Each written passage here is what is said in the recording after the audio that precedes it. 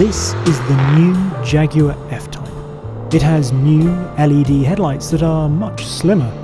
It has new LED taillights that are more angular. Inside it has a new 12.3-inch HD TFT instrument cluster.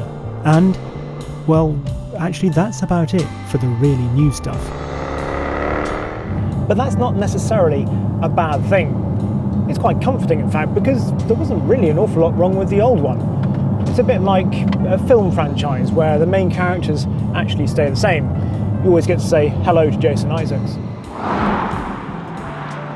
With its long bonnet and muscular haunches, it really is a very good looking thing, particularly with the optional black pack fitted to this car.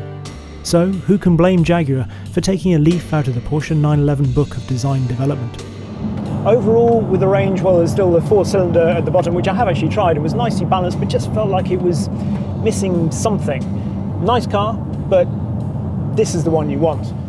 This being the V8 powered P450, which in some markets, like the UK, has replaced the supercharged V6 as the middle of the F-Type range.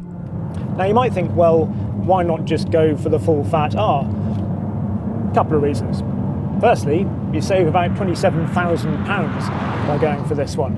And it's not as though you're lacking in power and torque. You've still got 444 brake horsepower and 428 pounds-foot of torque in this. That's, well, certainly more torque than a lot of junior supercars. Then there's the fact that this is the only V8 that you can get in rear-wheel drive. The R only comes in all-wheel drive.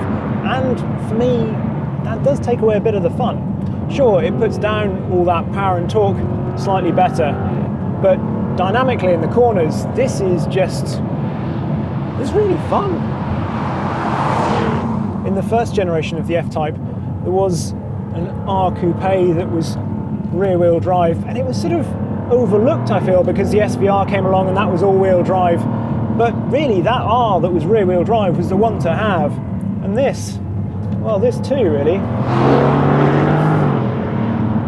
One of the improvements that this actually has over that old rear-wheel drive R is that it's a bit quieter, but only when you want it to be. So the old car, if you started it up early in the morning, well, all your neighbours will be going and cursing you. This one, not so much. It's just a little more demure, but then you still have the exhaust button here, or full-on dynamic mode, if you wanted to make a nice lot of noise.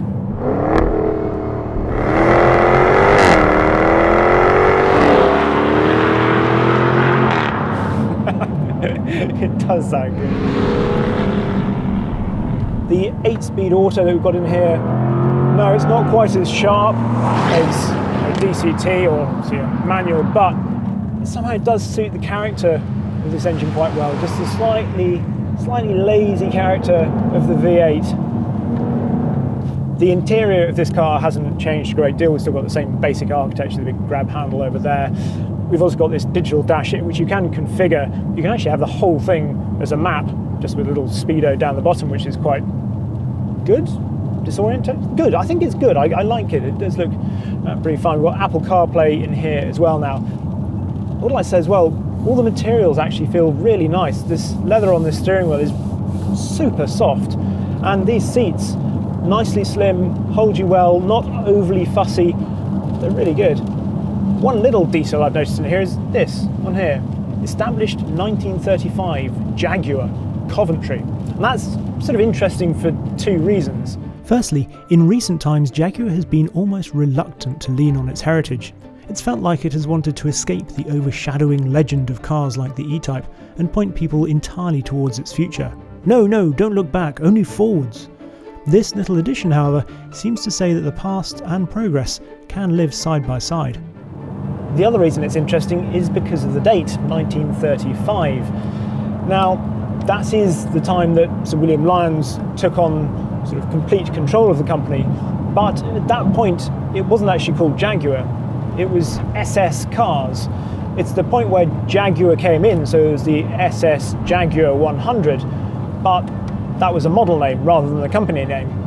It didn't actually become Jaguar Cars until 1945 because, well, at that point SS didn't have terribly good connotations down with the Nazis and all that.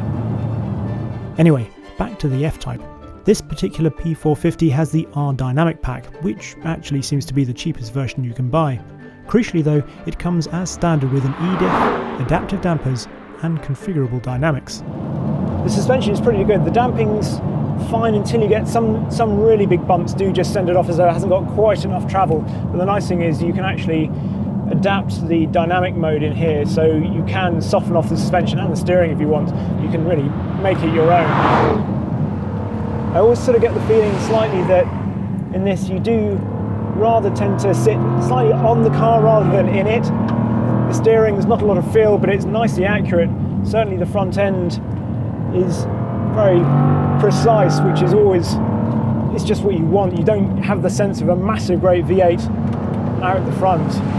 The E-diff seems really nice. It just seems to give you a lot more precision through the corners, and it doesn't cut in too quickly with the traction control either. Certainly if you keep it in ESC track mode. I love this car. I think it's brilliant. It's such a nice balance now. It was perhaps a little too raucous in its previous sort of iteration, but just actually dialing back the power and torque has worked brilliantly. It is fun, but in a more rounded, less unruly way than the old R. Dynamically, the similarly priced BMW M2 CS and the Porsche Cayman GT4 are undoubtedly still better, more tactile cars, but neither has a stonking great V8, and both are rather hard to get hold of. I suspect the classically stylish looks of the Jaguar will also turn more heads and win more hearts. So, while this F-Type might not feel especially new, I'd suggest it is now more appealing than ever.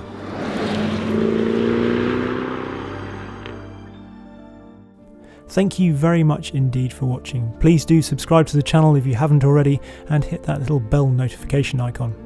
Also, if you'd like to see a film on an E-Type, then why not check out our one on Eagle's amazing lightweight GT resto mod.